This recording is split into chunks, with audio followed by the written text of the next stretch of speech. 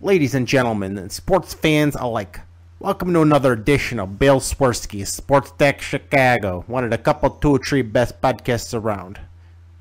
So grab yourself a nice cold one and a bowl of sausage, park your keister in your French room, and listen to Bill Swerski, Sports Talk Chicago.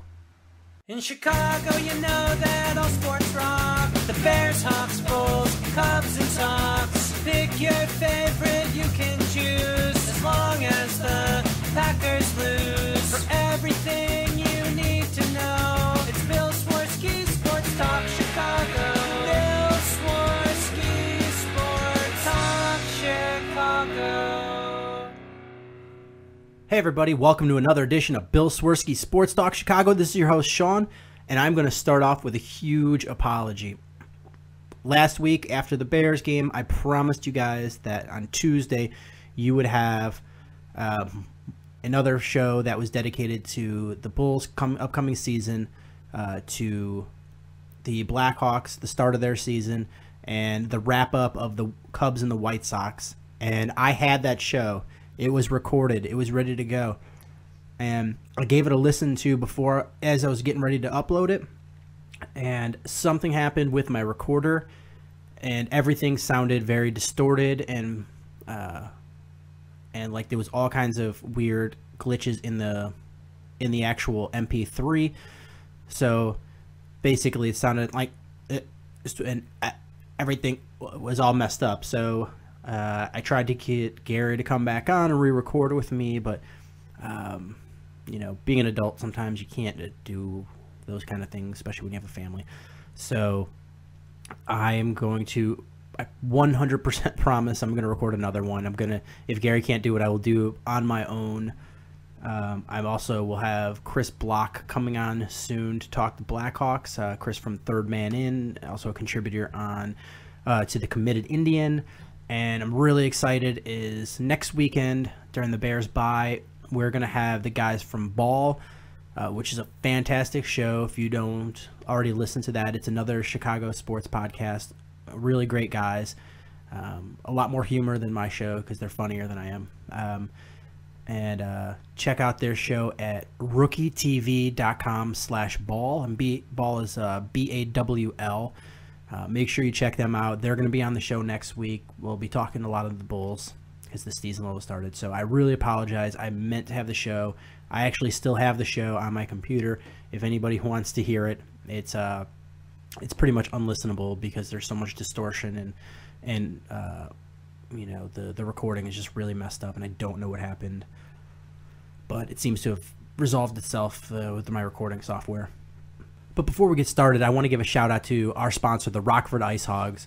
The Ice Hogs are riding a 2-game win streak and playing some exciting hockey. You get a real bang for your buck by going and seeing them play at the BMO in Rockford. And their next game is November 4th against Lake Erie, who they beat today 5-2 and really lit them up. And some of the reasons you need to go to see the Ice Hogs play is, one, they put an exciting product on the field or on the ice. It's exciting hockey. They've got a good team. There are a lot of future Blackhawks players on there, so you get to see them now up close and personal before you get priced out by going to the Blackhawks games. The games are really affordable with tickets starting at $8. Rockford is not that far, especially if you live out in the northern suburbs or the western suburbs of Chicago. Rockford's not that far. The stadium is really fun. They do a really good job of providing a family-friendly atmosphere there. So definitely check out a game. Next game is November 4th against Lake Erie. And for all information, including tickets, go to icehogs.com. So now I want to, this is going to be a Bears-only episode. So if you were looking for anybody else, Bulls, Blackhawks, Cubs, Sox, I promise you there will be another episode this week. So with that, we're going to go to our guest, Lester Wiltfong from WindyCityGridiron. Definitely check him out at WindyCityGridiron.com. Well, welcome to Bill Swerski Sports Talk Chicago. Lester from Windy City Gridiron. Welcome to the show. How you doing, Sean? I've been better. How about you? Yeah, same way. It's really frustrating watching the Bears play like that, and you know, obviously as Bears fans, you know, you want to see your team compete, you know, week in and week out, and there was just nothing there for competing. It was just from the opening whistle. It was just a domination. Yeah, and I don't think it was that anybody was laying down, at least in the beginning of the game. I just felt like they weren't prepared again. I mean, you had to suspect that they were going to try to go with Gronkowski across the middle, and they did it with ease. Yeah, you know, the Bears linebackers are challenged right now to play good football. There's just not a lot of good stuff being played. The safety play is, you know, I mean, there's only so much that Mundy and Conte can do with a guy like Gronkowski. He's just, I mean, he's probably the most physical tight end in the game today, and it's just hard to cover him one-on-one. You have to do something else, and I don't think the Bears wanted to do a double coverage on him because, you know, then with Tom Brady, you're giving him a lot more stuff to do. So I think they tried to play straight up, and they just got burned. Yeah, I don't really fault Mundy that much.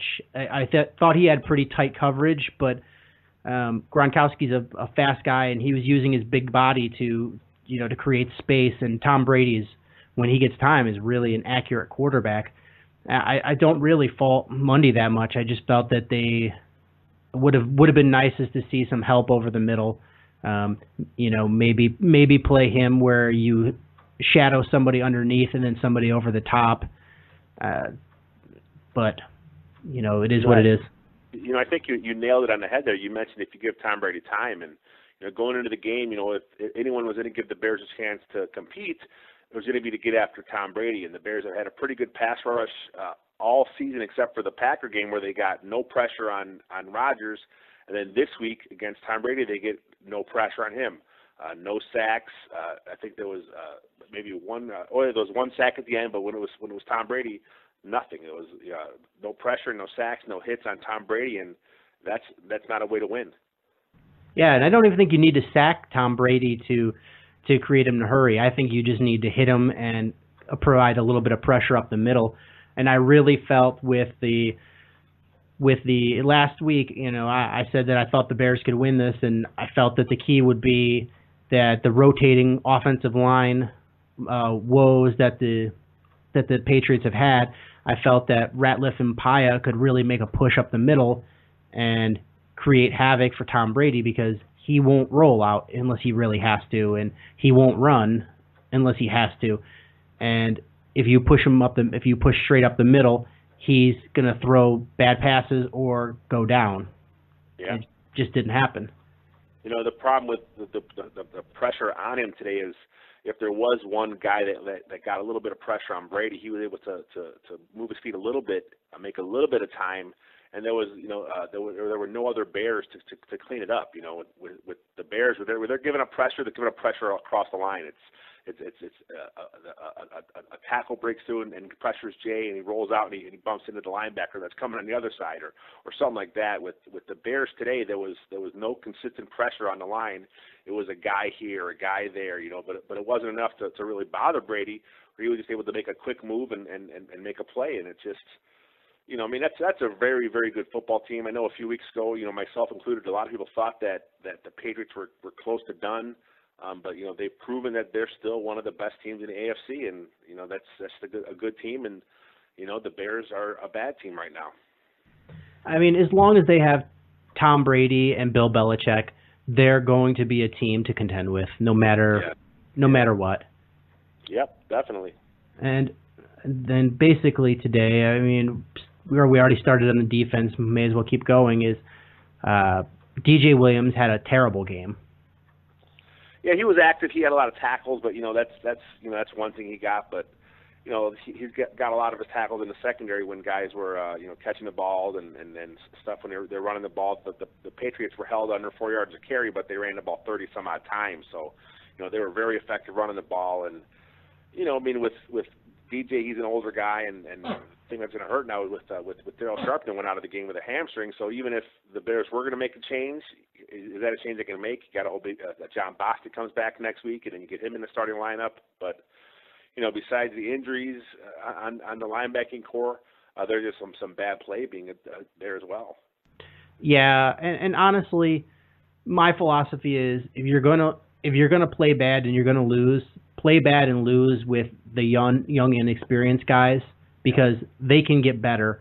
Guys like a guy like DJ Williams is never going to be any better. Yeah, he is what he is at this point. You know, he's in his early 30s. He's never been an elite level type player. You know, he's always been kind of just a guy. I don't think he's ever been in a Pro Bowl.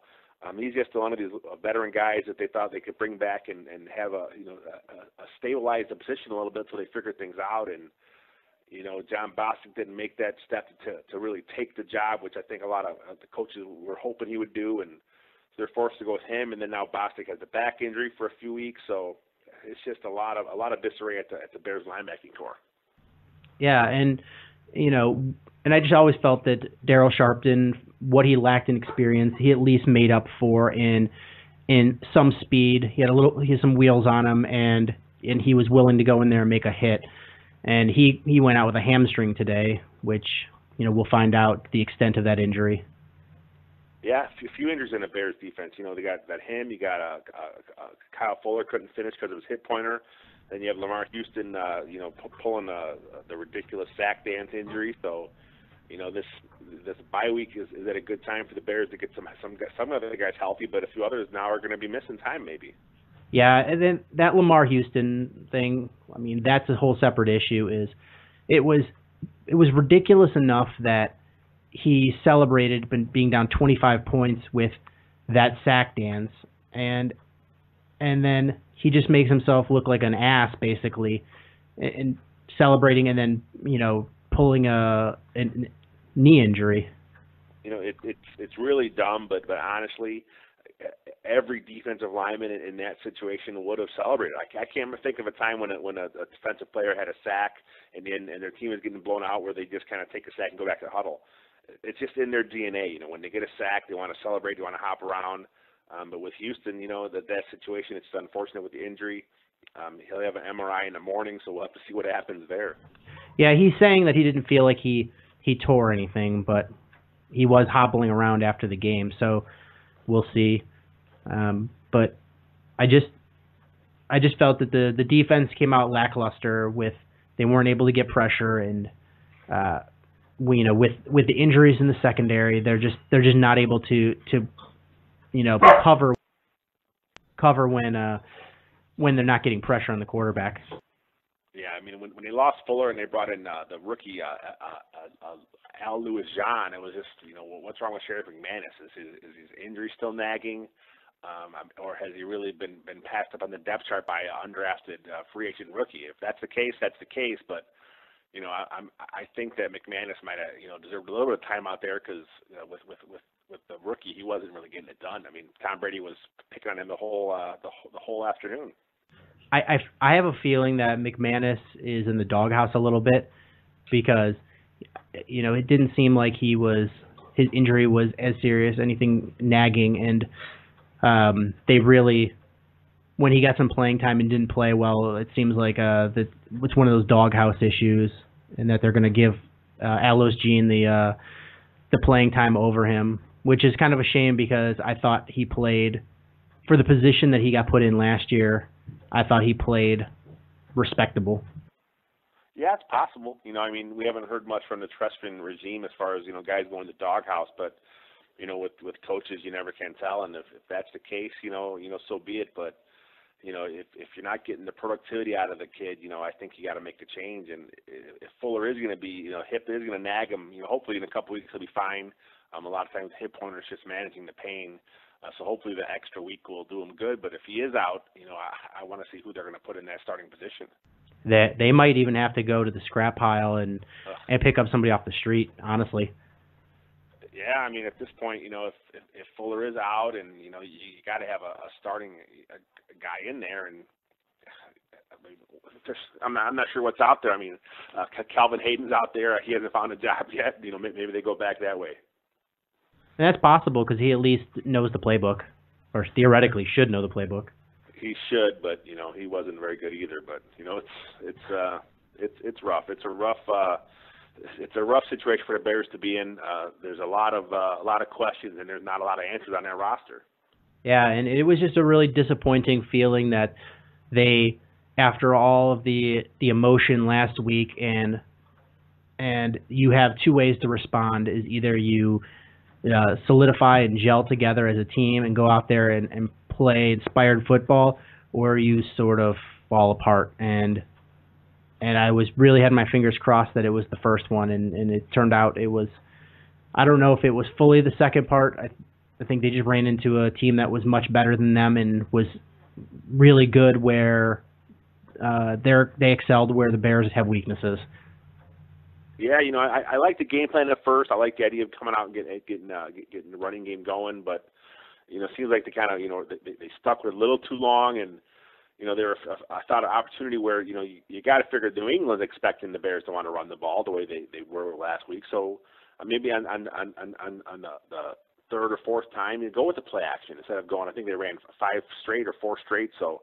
And then they couldn't convert to third down, and the Patriots I think were 6 of 11 on third down, so.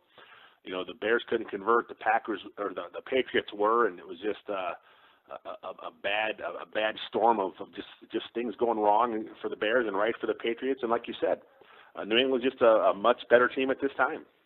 Yeah, and you really took the words right out of my mouth. Is I loved coming out and establishing the run, but I felt that they needed to mix it up a little more, and I think the Bears. I don't know if they are a good enough run blocking team to be able to pound the ball straight up your throat like Kansas City could last year, where you knew it was coming and you just couldn't stop it. I don't know if they're that good to be able to do it. I feel like with Matt Forte, he's talented enough where you can do a lot of other things. You can do some sweeps, some up the middle, some short passes, some screen passes. So if you are trying to stick with the run, I think they were better off varying it up a little bit, and I felt like they stuck with it a little too long. And I think more important than establishing the run, the ground game with the first drive, I think they would have been better off at trying to sustain a drive. Yeah, I think there was like a third, the second or third was a third and long. They got in a little bit of trouble there, and they come out with a little screen pass, and there was another play when I think the first time they did decide to throw it was they ended up going deep to Marshall on the sideline where it looked like Cutler had a couple of guys underneath, and when it's second and long, you don't have to get the big shot. Take the stuff underneath when it's there, and just I know you don't want to you're trying not to be the guy that's always dinking and dunking, but you got to know the situation you're in. In that situation, let's get the chains going. Let's give ourselves a chance to have a makeable third down. Instead of going deep on a second and long, and now you're going to put us in third and long. So it's just some of that's on Cutler, some of that's on the game plan. It just 2 weeks in a row the game plan was kind of it had its moments defensively. The game plan it's hard to say what was the plan, what was just the Bears players not being good enough. But, they gave up way too many points, and, someone's going to have to make some changes the next couple weeks for the Bears because, you cannot bring the same product on the field that just gave up 40-some-odd points on defense against the Patriots. And for me, I was reading an article earlier in the week where it said that they feel that potentially that Mark Trestman got figured out. And that was a little bit annoying reading that article because everybody knows what the other team is going to do for the most part. It's whether or not you can stop them. Like last year, you knew the Chiefs were going to run the ball, and it just, can you stop them? You know what Tom Brady's going to do. He's going to do a lot of passes over the middle to Gronkowski, and he's going to throw to the same guys over and over. It just, can you stop him? I think more so it's Mark Trestman being a little gun shy after some rough starts and a lot of people calling for his job. Yeah, I think as a play caller, he's in a bit of a funk this year. Like you said, I was on another show earlier this week, and we're talking about the West Coast offense, and the West Coast offense has been around for a long time. It is what it is. Everyone on defense knows, some of the stuff they're going to see. They know some of the route combinations they're going to see. It is the offense the Bears run. Trestman has his version. He does a little more shotgun. He does some pistol stuff out of it, but it's still, at the end of the day, he's still running a West Coast system. So defenses know what's coming. It's a matter of the Bears have to execute, and the Bears have to be able to scheme to get guys in a position to make a play where they want them to. And it just seems like you said, Trestman, maybe his play calling's a little off, and I don't think they really figured him out. I think this is a combination of the Bears players not making the plays, and Trestman, as I said, being a little funked as a play caller. He's got to just take these next 2 weeks. They have to do some self-scouting. They got to figure some things out. They got to figure out some creative ways to get guys in a situation they want them to. I think they got to try and match up Martellus Bennett a little more in the passing game, because it does seem like teams are sitting in their zone and they're trying to play too deep and take away the deep stuff with Marshall and Jeffrey. And if that's the case, and as an offense, you've got to take what they give you.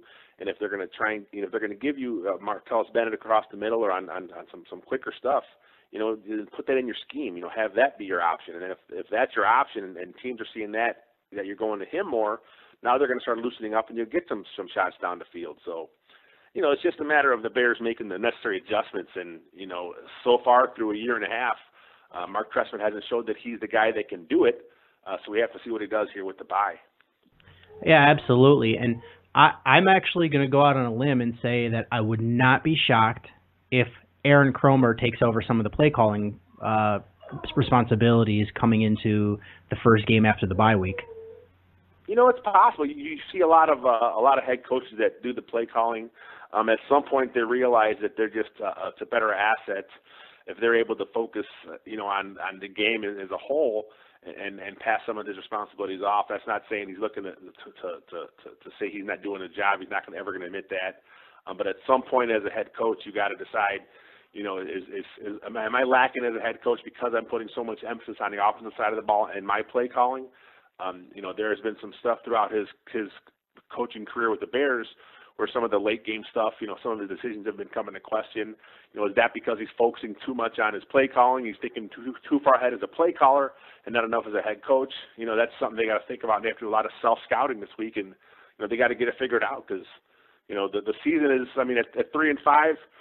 Yeah, they're still in it technically, but they got to start stacking wins at some point. And with the Packers coming up, it's a tough one to come out of the bye. Yeah, and I don't think the Bears' offense is bad by any stretch as far as what the plays they run and the personnel to run them. I just feel that there's a lack of keeping the defense on their heels and varying up play calls enough and calling the right plays at the right time. And I feel like if nothing else is at least having more input to the play calling by the offensive coordinator is you see from a different perspective of, maybe that's right. Maybe that's a better call to make on, 2nd and 4 or something along those lines. Because it seems a lot of the defenses are sitting really short on the Bears and they're relying on man-to-man going deep, and then they're going to bring the coverage, roll it closer to the line of scrimmage because that's where the Bears are going on their plays. They're doing a lot of short passes to Martellus Bennett, a lot of short passes to Matt Forte, a lot of short passes to Brandon Marshall. And if teams know in the area where you're going to be passing, if they're prepared, they're going to be putting guys in there and making you have to make exceptional plays in order to get yards after the catch. Yeah, and we haven't seen much of that from the Bears. There hasn't been a lot of yak stuff going on with the yards after catch. Martellus Bennett has had he's probably the best guy, him and Forte, but with Jeffrey and Marshall, it's like when they catch it, they're getting taken down right away. There hasn't been a lot of stuff after. We haven't been able to see those guys get loose deep for much this year. So, Trestman's definitely in a funk. He's got to figure it out. The funny thing with Trestman is when you watch his play calling, at times you think to yourself, wow, he's really being too conservative. At other times you're thinking, wow, I wish he would, be a little more aggressive, or is he being too aggressive? It's like you can't get a read on what he's doing. Is he aggressive? Is he conservative? And by the fan seeing that tells me that he's just in a funk and he can't get a good rhythm as a play caller. And part of that maybe he's coaching a little scared because Cutler is turning the ball over quite a bit this year, so it could be part of it. So we got to see what he does come out of the bye. I don't think Cutler's in danger of losing his job, but he's got to do something as a play caller to get this team turned around. And what the big worry is with Jay Cutler is when Jay Cutler plays within the offense, he's doing very well. He's not turning the ball over.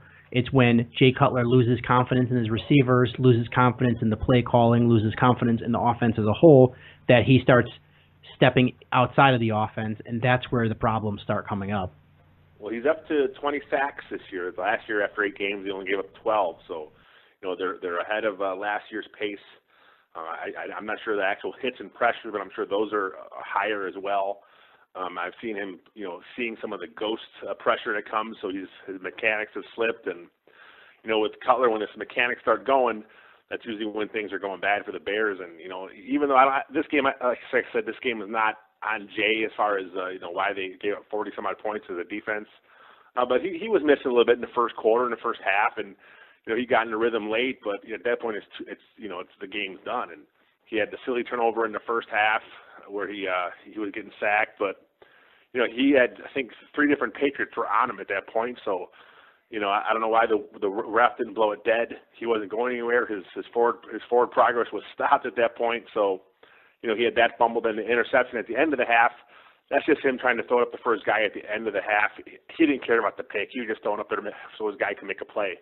So 2 more turnovers. It looks bad in the stat sheet, but at the end of the day, I don't think it affected the final outcome.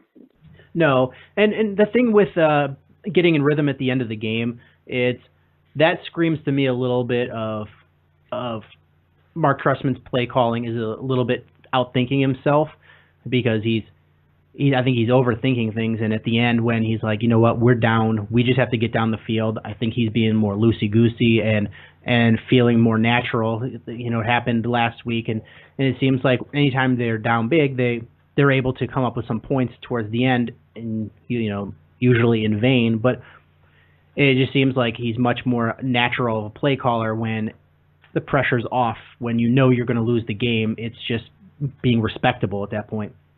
Yeah, I mean, there's been some games, where they've had a fast start in his tenure. Other games where it's kind of been, a little sketchy. Being a West Coast offense guy, he's one of these guys that scripts his plays out, which a lot of them do in the NFL and throughout when they run the West Coast system. So you have to realize at some point if your script is not working, you got to get off it and deviate from it. And I'm not sure if he's doing that as much as he should. He's got to be able to feel it. And I thought last year as a play caller, he really had a good rhythm most of his games. He had a good feeling for what was going on.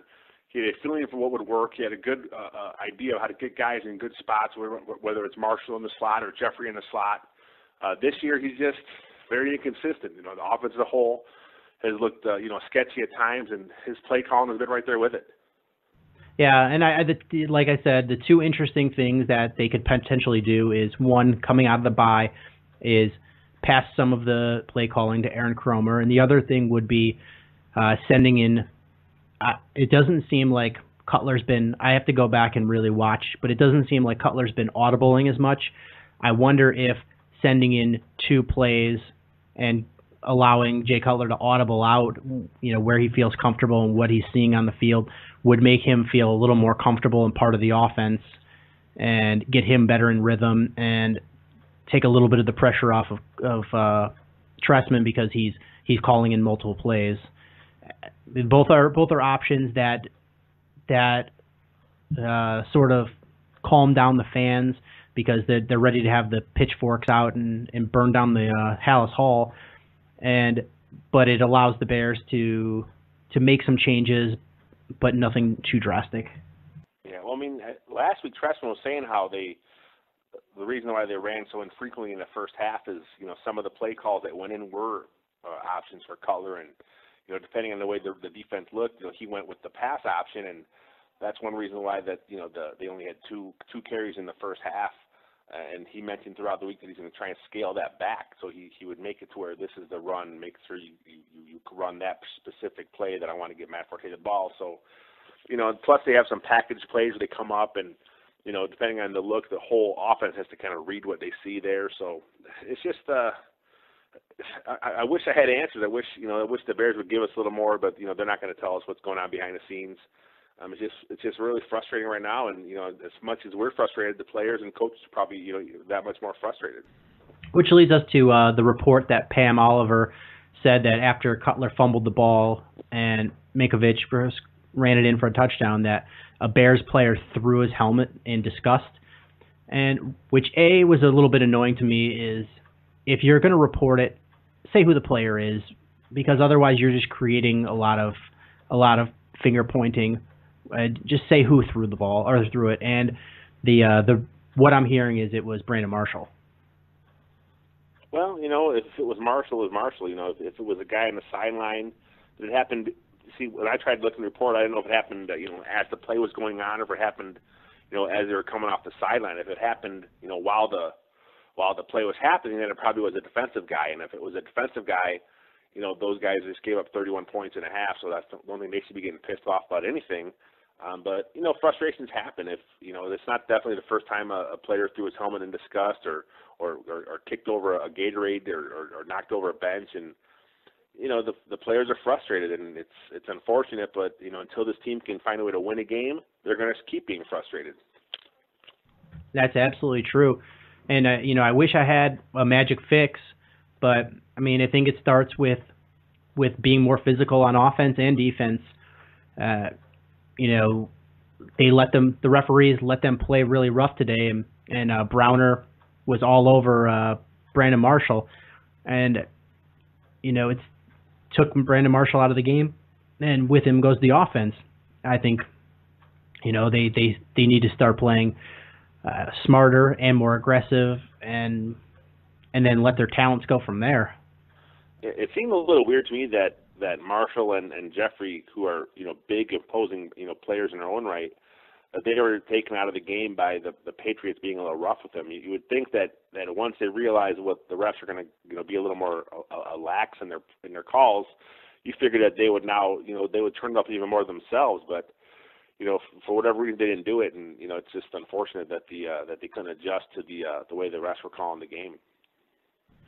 Yeah, and it's that is what it is, and it's frustrating. And another frustration report is, apparently it was reported that Lamar Houston, before his sack dance, screamed, "I didn't leave Oakland to lose in Chicago." Yeah, you know what? He got paid, but he hasn't really produced up till he got his first sack finally, and he hurt himself on it. So I didn't hear that, but that's I can see him being angry enough to say something silly like that. But like I tweeted out earlier, he better stay off social media this week, because if he thought it was rough, with his Twitter fight with the fans a couple weeks ago, he doesn't want to see what's going to be said to him on Twitter this week. Yeah, and I see all these guys' points as they're proud guys, but you can't lash out at the fans, because the fans are doing their part. Soldier Field is sold out every game. The Bears have really good television viewership. They have very loyal fans, but they're passionate fans. And if you're not performing on the field, they're going to let you hear about it. And if you are performing on the field, they're going to love you till the day you die. Anybody from that '85 team can walk around like a hero to this day. That's the way they are, and you can't be mad at them. You need to point the finger at the guy in the mirror and say, "Are you doing your job properly?" Yeah, and right now they're not, as players. The coaching staff needs they need to take this bye week and maybe make some changes there. They've never done it in the past that I can recall, making a coordinator or a position coach change in the middle of the season. But if they're gonna do it, this would be the week to do it, with a bye here in the middle. So if Tucker ever had his seat is never hotter than it is right now. So I don't think they'll get rid of Tucker, but this is the week to do it if they're gonna. Yeah, Emery as a general manager, I don't know if he is I think if you fire a coordinator in mid-season, you need to be a fire and brimstone kind of guy to do it. And I think Emery is a lot more cerebral of a guy, and he knows that if you change a coordinator in the middle of the season, you're probably not going to get the results necessarily that you want. It's more going to be a situation where you get 8 weeks to internship to for the application process next year, and so I don't see him making the change at coordinator. If they didn't have a guy on the staff that has done it in the past, in Paul Pasquarelli, he's been a coordinator in the past. If they didn't have a guy like him on their coaching staff, I'd say there's just no way to do it. But with him on the coaching staff, it's something that they have to consider. And, giving up, 40 some odd points to the defense, I think everything's on the table. You got to look at, you're going to make some changes in the players. You got to look at the coaching staff and figure out, is there a better way for us to go about this? And you got to make some changes if you feel changes are the best thing for your team. And at this point, if you come back, like I said, and the status quo is the same, there's nothing done. What kind of message does that send, as to everyone? It's just, these are the best players we got. We just got smoked a couple games in a row, and the Packers game is coming up, and this is the best we got. And then is that something that Phil Emery just needs another year to get his roster, tweaked even more? Because he's still working with some Jerry Angelo guys. There's a few holdovers, and some of the older veteran guys are his guys, and maybe it's just a complete overall. We thought we saw one this year. Maybe we'll have an even bigger one next year. Yeah, I mean, he's got a lot of work ahead of him next year as far as the roster is. You definitely still need to improve the safeties.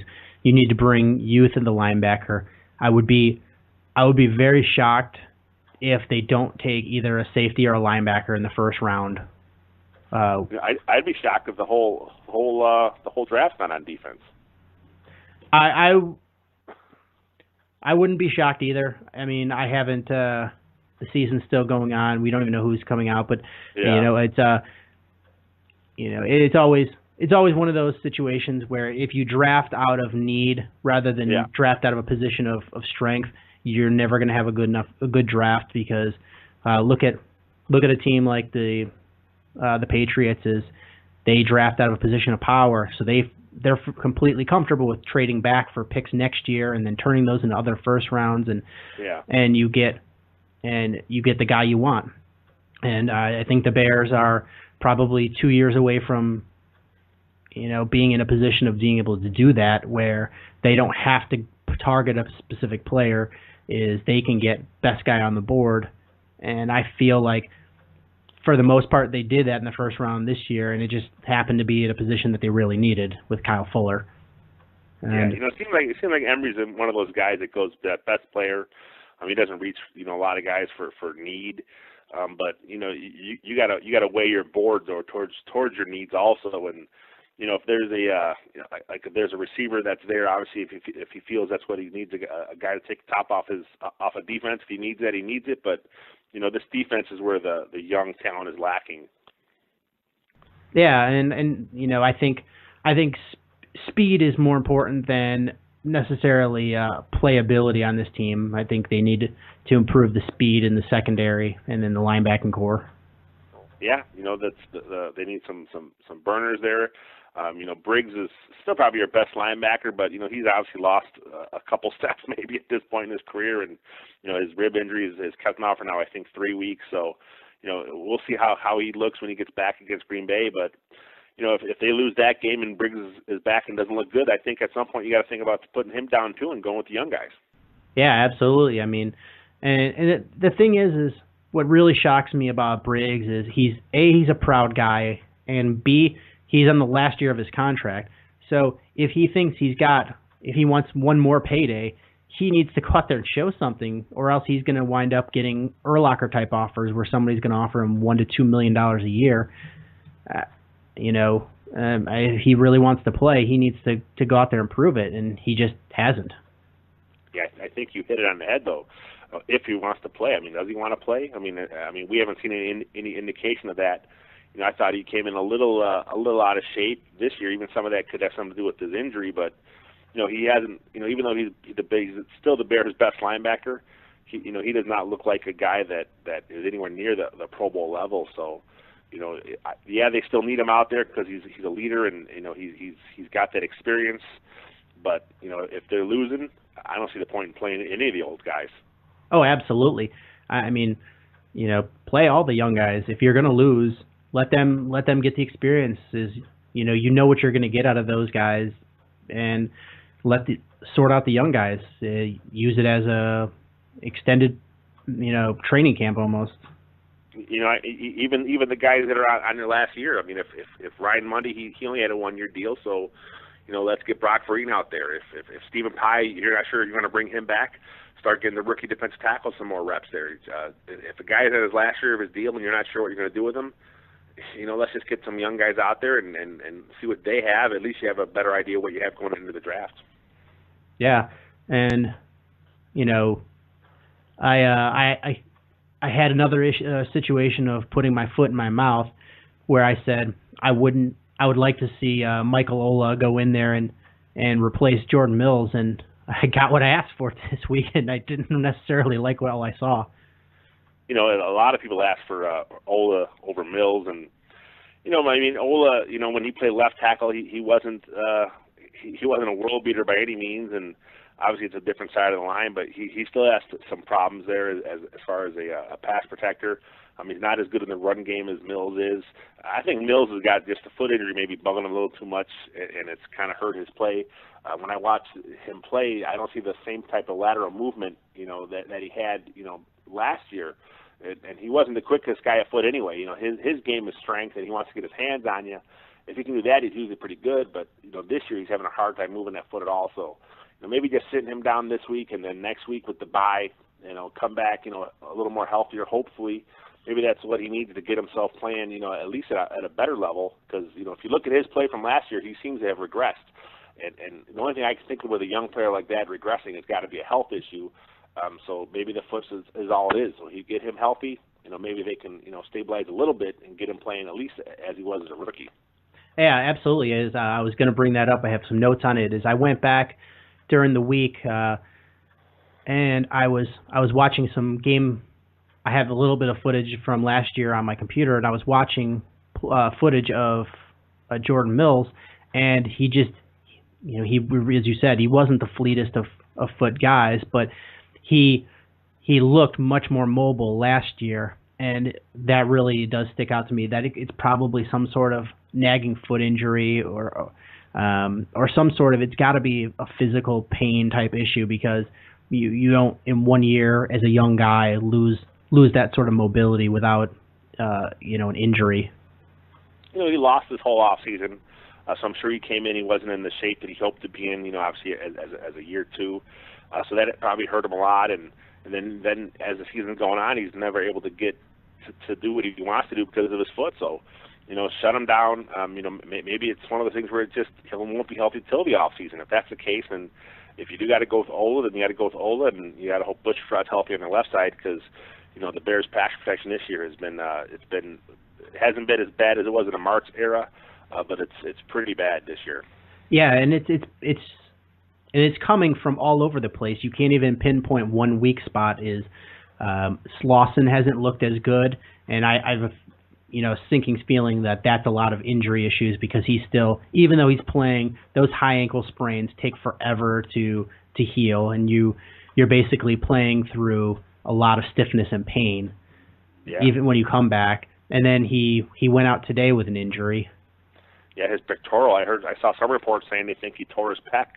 If that's the case, then he's probably done for the year, and it's going to be Brian De La Puente at guard, I would imagine. So, it's a good thing the Bears went out and got themselves some depth in the interior. And I tore my pectoral when I was 18 years old, and still I'm 37 now, and still to this day, if I'm lifting bench pressing and I do a little too much weight, I can still feel that injury, and it seems like a silly one, but it's a really bad injury. Yeah, that's bad news for the Bears line. That they had to hit with some injuries all year. They just can't. After a year after having all five guys start every game, they'll have another different combination now. The next time they play them, probably. Yeah, the best case scenario for them is, I don't expect to see Slauson play, but if they can get Mills back for the game after the bye week, and you put Ola in at guard, you can mask a lot of his deficiencies, putting him at guard rather than at tackle. Yeah, either Ola or De La Puente. The way they went early this year, they did go Ola. He was the first interior guy off the bench, so maybe they are thinking De La Puente is more of a center type, even though he played a lot of guard in preseason. And if they feel more comfortable with Ola at guard, they can, with a veteran, center and a veteran, tackle next to him, they can hide some of his problems, and they did that, because when Ola played left guard this year, I thought he looked much better than when he was at tackle. So, maybe that's as a young player, it's easier to play that spot. As his career goes on, though, in Chicago, he may be a better fit on the outside, but it's just a harder position to learn as a young player. Yeah, and then, sometimes it's just that you have a comfort level at guard is I'm drawing a blank on his name, but the kid that I call him a kid is probably 8 years ago that came out of Iowa that was regarded as the best left tackle. The Raiders had him, and he was awful at left tackle, and they ended up after a few years putting him in a guard and played phenomenally at guard. Yeah, I know exactly what you're saying, and I'm drawing the same blank as you, but I know the guy, Robert Gallery. Yeah, Robert Gallery, and he was regarded as a bust. They put him at guard, and he was a phenomenal guard. He was much better. It's a different. That's one reason why you see teams draft left tackles. In the draft so much is the thinking is if you bust out at left tackle, fine, you go to right tackle.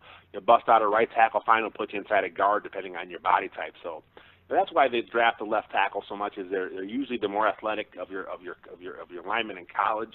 So they figure they can work with you. It's more like it's not like the guards aren't as good coming out. It's just they feel they have more upside if they drafted left tackle. So when the Bears are doing all that stuff with Gabe Creamy and Chris Williams, I understood the draft picks at the time because, if they bust out at the one spot, they have options with them. As far as drafting a guy like with Kyle Long, they really saw the upside of him at guard, and, that was just a different philosophy. Absolutely. And then the last but maybe possibly least is let's talk a bit about the Bears special teams. They still can't return a kick to save their lives. Chris Williams, they brought him in to be the guy, and he's just not the guy. He seems to go down way too easily. He's a smaller guy. And there's a lot of small guys in the NFL, but, they're put together a little differently. Chris Williams, for whatever reason, he just does not seem like he can get it done. He brings the ball out when he shouldn't bring it out, and he gets hit, he goes down.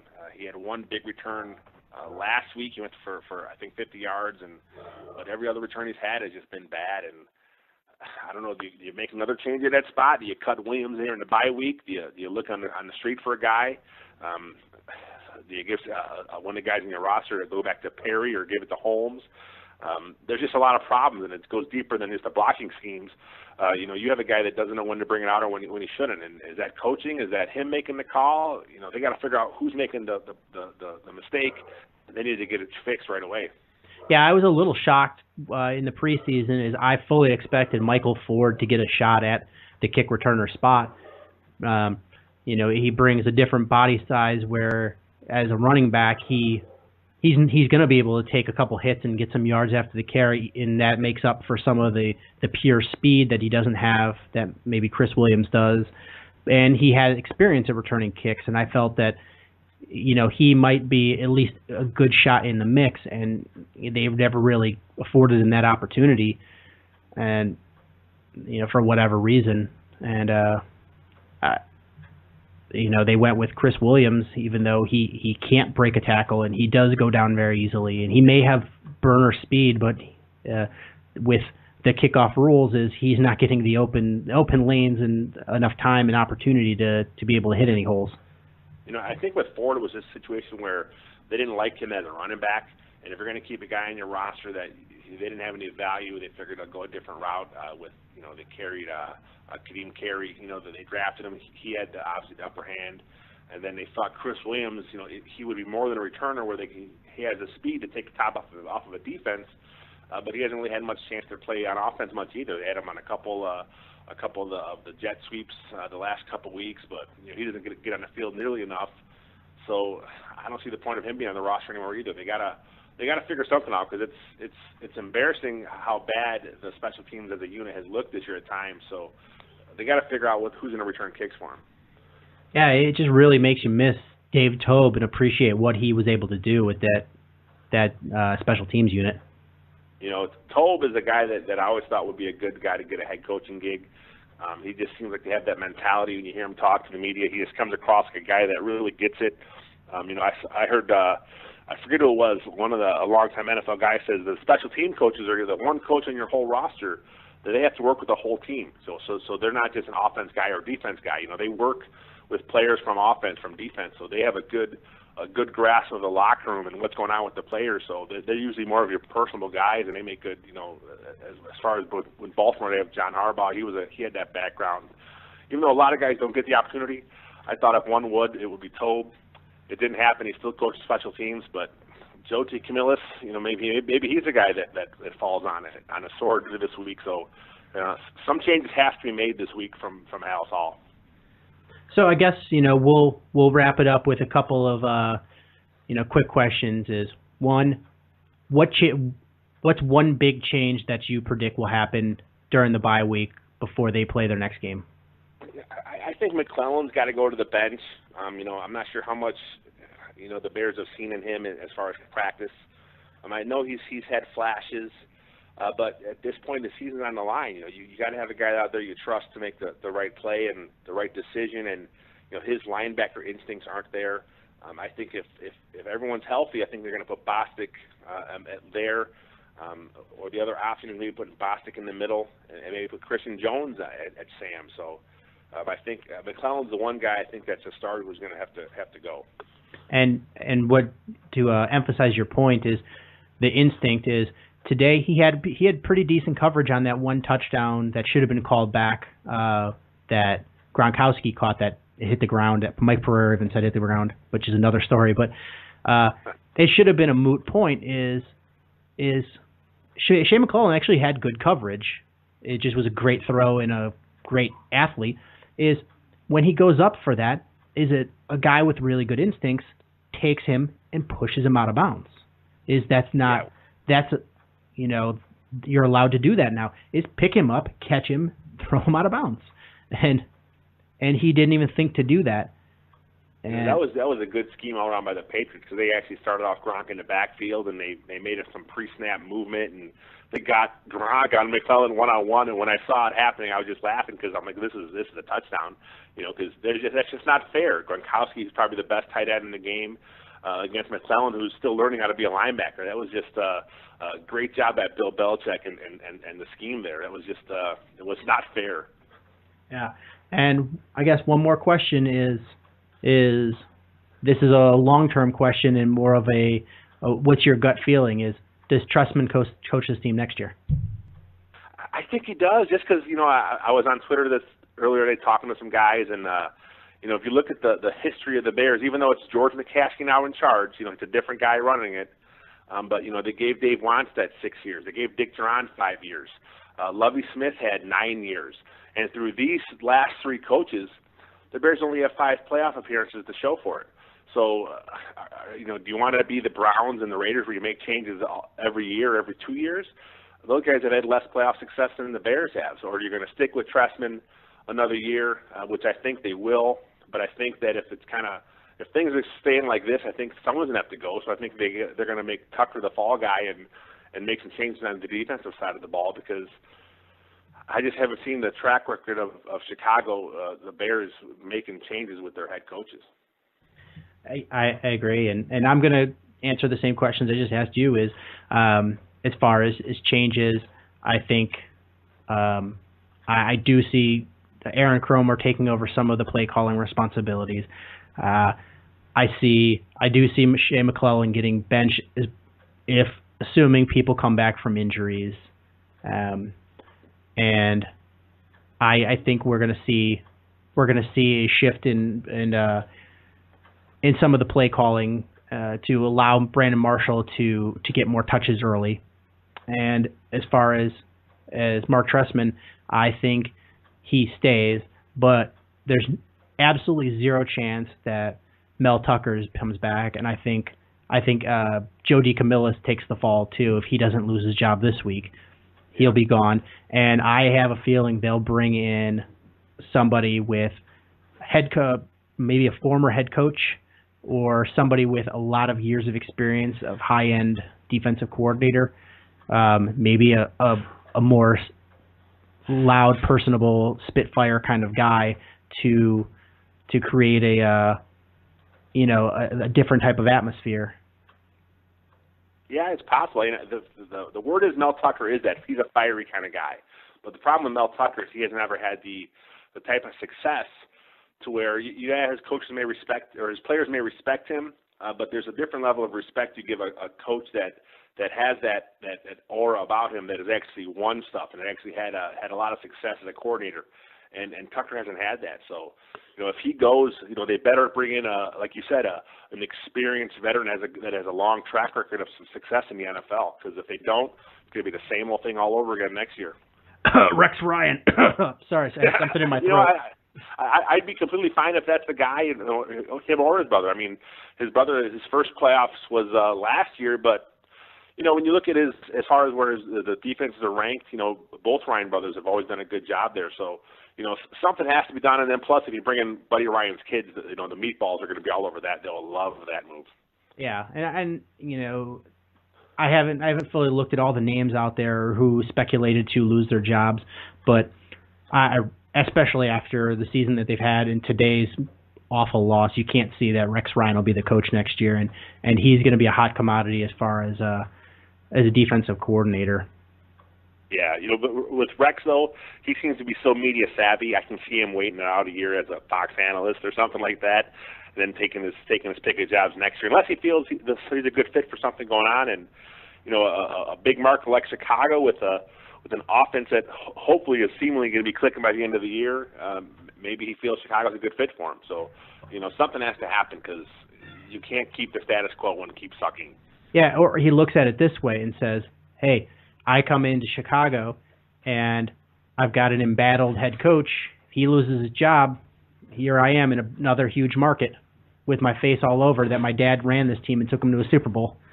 Yeah, it's possible, and that would be a great storybook for him. Yeah, but I think we've talked about this terrible loss enough.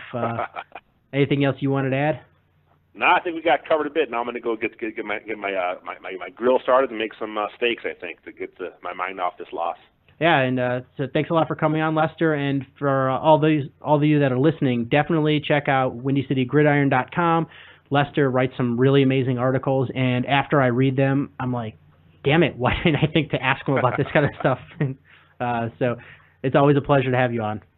All right, Sean, we'll talk to you. All right, take care. So thanks a lot to Lester for being on the show. Love having him as a guest. He's really fantastic. He's really knowledgeable about football and the Chicago Bears, and he writes some really great articles that you can check out at WindyCityGridiron.com.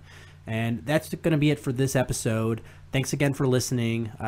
You can check us out at Swerskisports.com, at Swerski Sports on Twitter. On the website, it's got our email address, and we've got a Google phone number. So if you ever want to have your questions read on the air, feel free to do that. And you just call the number, leave a message. We'll play that on the air. Or you can email your questions. And we are on Facebook as well, facebook.com/Swerski Sports. And Swerski spelled SWERSKI. Thanks a lot for listening. Until next time, bear down. Cubs win! Cubs win! Cubs win! Oh, I don't want her. You can have her. She's a Packer fan. She can't fit in my van. And she looks like Remember, New Yorkers, smoking crack is not legal on planes. Bears 31 to -7. The Bears. Oh, when the Bears go Bears.